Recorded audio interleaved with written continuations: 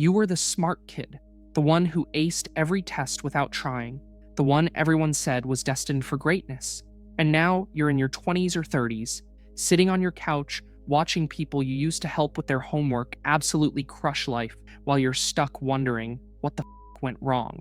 You're still smart, you're still capable, but somehow you're not winning anymore. And the worst part? You can't even pinpoint when it started. Here's what nobody told you. Being labeled the smart kid didn't just boost your ego. It quietly ruined how your brain learned to handle challenge. Today, we're going to decode the psychology of why effortless early success becomes a trap, why intelligence alone stops working in adulthood, and how to finally break free from the potential everyone told you that you had. To understand what's happening to you now, we have to go back to the moment the label was first given. Because that label, smart, it wasn't neutral. It was a diagnosis. And like any diagnosis, it came with a prescription for how you should behave. Psychologist Carol Dweck spent decades studying this, and what she found changes everything. She discovered that there are two fundamentally different ways people explain their success. The first is what she calls a fixed mindset. This is the belief that your abilities are innate, that you're born with a certain amount of intelligence, and that's just who you are. When you succeed, it's because you're smart. When you fail, it's because you're not. The second is a growth mindset.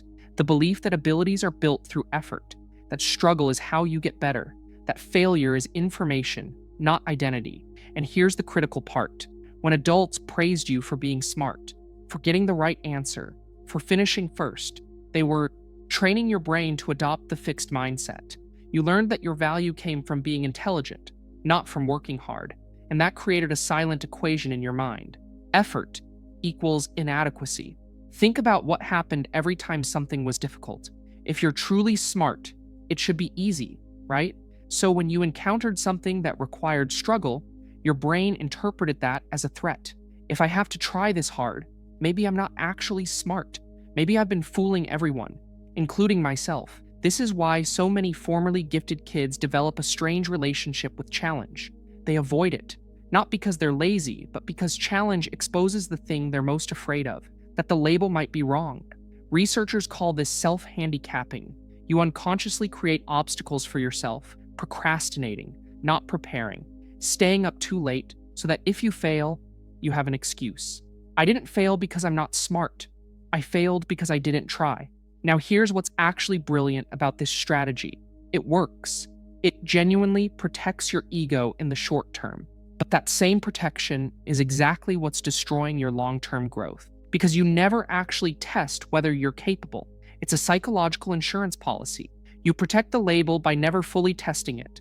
And every year you do this, the gap between who you think you could be and who you actually are gets wider. But there's another layer to this. When you succeeded without effort, you never built the infrastructure that everyone else was quietly building. While other kids were learning how to study, how to organize, how to push through frustration, you were getting by on raw processing power. You never needed those skills until you did. Psychologists call these executive functions. They're the mental tools that help you plan, focus, regulate your emotions, and persist when things get hard. Most people develop these slowly, through years of struggling with homework, managing projects, learning from mistakes. But you skipped that entire training process. You never learned how to struggle productively because you never had to struggle. And now, when life demands those skills, you don't have them.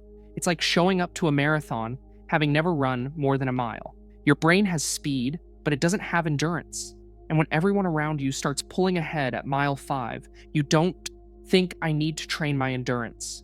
You think, I guess I'm not actually fast. You interpret a skill gap as an identity flaw. This leads to one of the most painful experiences of the former smart kid, the collapse of identity. Because for years, maybe decades, smart wasn't just a compliment. It was who you were. It was the foundation of your self-worth. It's how you understood your place in the world. But intelligence is a terrible foundation for identity because it's fragile. It only works when you're the smartest person in the room. And eventually, you won't be. You'll meet people who process faster, who know more, who make the complex look effortless in ways you never could.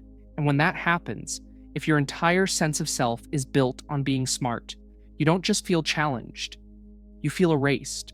So, what do? How do you rebuild after realizing the operating system you've been running on is flawed? The first step is the hardest. You have to grieve the old story. You have to let go of the idea that you're supposed to be exceptional without effort. That story served you once. It got you praise, opportunities, a sense of security, but it's not serving you anymore, and holding on to it is keeping you stuck. You're not broken, you are just optimized for a game that no longer exists. The second step is to redefine what growth means. You have to start measuring yourself by effort, by improvement, by resilience, not by how quickly you arrive at the right answer. This will feel uncomfortable at first. Your brain is wired to seek the dopamine hit of being right immediately, but real growth happens in the gap between "I don't know" and "now I understand." That gap is where your new foundation gets built. And here's the most important part. You have to learn how to be bad at things. Deliberately. Pick something you're terrible at and commit to it for a while.